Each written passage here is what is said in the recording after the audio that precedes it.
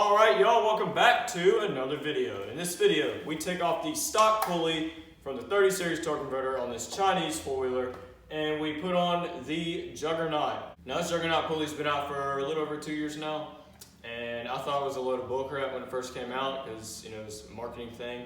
But you won't really realize it until you have a built engine with a torque converter. With this pulley, the pulley here would go all the way over and it would be running 4,000 RPMs going 40 miles an hour, and it makes it sound terrible. And it's a lot of belt slip because when it goes in overdrive, the belt starts slipping a lot. You can kind of see it on this outside edge right here. But this Juggernaut is supposed to be made for built engines for over 6,500 RPMs, which is what this engine is. And it performs 1,000 times better. And yeah, FYI, the rear pulley is in the third hole, giving it the most torque. It still has the red spring in it. It's a 9-tooth sprocket up on the front, 43 tooth on the rear, with 18-inch tall tires.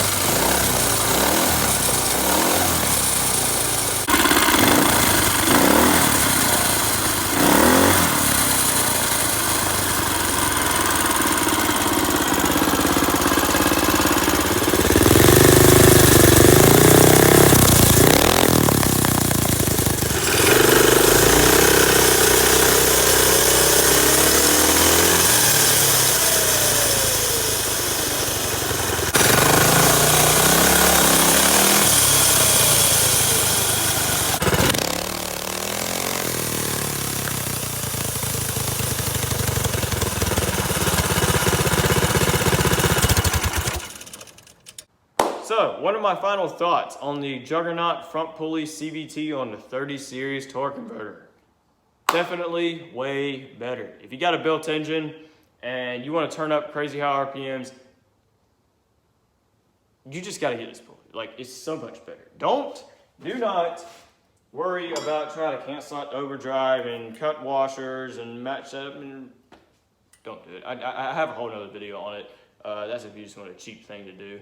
Just basically get two bushings, cut one in half, slide over the bushing, boom, you got to cancel out overdrive.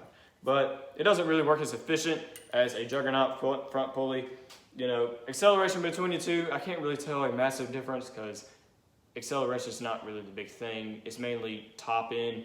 This kind of keeps the engine at 4,000 RPMs, which is great for like a stage 1 governor delete or something like that. But if you got a built engine, you definitely will go with the Juggernaut. It keeps it above like CC 500 RPMs.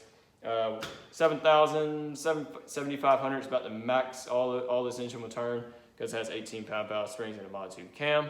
From my personal experience, about 5,500 RPMs is when the valves start floating in these engines, and the dipstick starts breaking off the rod and all that kind of stuff. which is why I had to actually rebuild this engine because I ran into that problem before. I ran it too high and it went boo. And yeah, I got a whole other video on that if you want to check that out. And this pulley right here, when it goes into overdrive, you can see, you know, a lot of the belt marks on here, which is other belt I had previously shredded because of this. But this Juggernaut, I got another belt, hadn't really seen any frays yet. And that'll conclude this video. So hope you kind of got a rough idea on what torque converter pulley you should buy and how much of a difference the Juggernaut would make. So hope you liked this video. If you did, click all the other buttons other YouTubers say to click. If you didn't like this video, click a thumbs down twice because 2 is better than 1. That doesn't count for likes. Be sure you, actually I'm not going to tell you to do anything. You can do what the heck you want to do. I mean, if you want to do it, you would do it. I shouldn't have to tell you to do it. But yeah, y'all should see me in the next one sometime soon.